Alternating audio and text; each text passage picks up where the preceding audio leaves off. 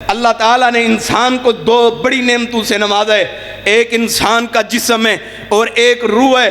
اللہ تعالیٰ نے جسم اور روح کا تعلق دیکھیں آپس کے اندر کس طرح بنایا ہے۔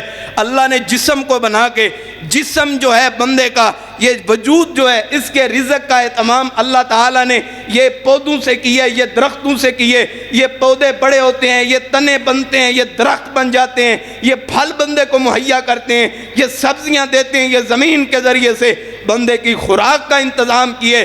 جسم دنیا کے اندر ہے تو دنیا کے اندر اس کو پیدا کیے، تو غذا کا اہتمام بھی دنیا کے اندر کیے۔ تو اللہ تعالیٰ نے اس کے اندر جو روح رکھی ہے، اس روح کا انتظام اللہ تعالیٰ نے آسمانوں پہ کیے، اس کو بنایا بھی آسمانوں پہ۔ اللہ تعالیٰ واپس بھی اس کو آسمانوں پہ لوٹا جائیں گے، اس کو واپس لے جائیں گے۔ اور بندہ سوتا ہے تو روح آسمانوں پہ چلی جاتی ہے بندے کی، پھر اٹھتا ہے تو پھر روح واپس آ جاتی ہے۔ کئی ایسے لوگ ہوتے ہیں کہ سوئے ہوئے ہیں، روح واپس نہیں آئی تو میت بن گئی ہے۔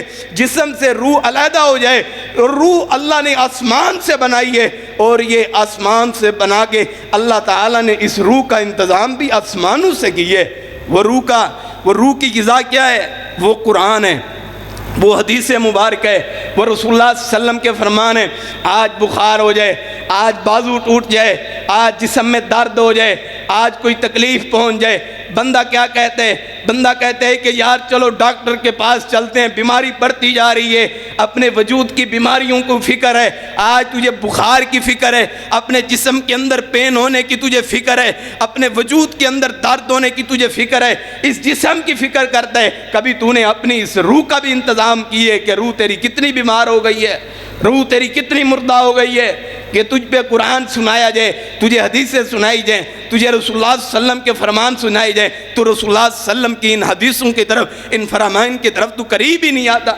اللہ کے قرآن جو ہمارے لیے، جو ہمیں بنا کے بھیجا ہے کہ تم نے قرآن پہ عمل کرنا ہے، تم نے شریعت میں عمل کرنا ہے، تم نے حدیث پہ عمل کرنا ہے۔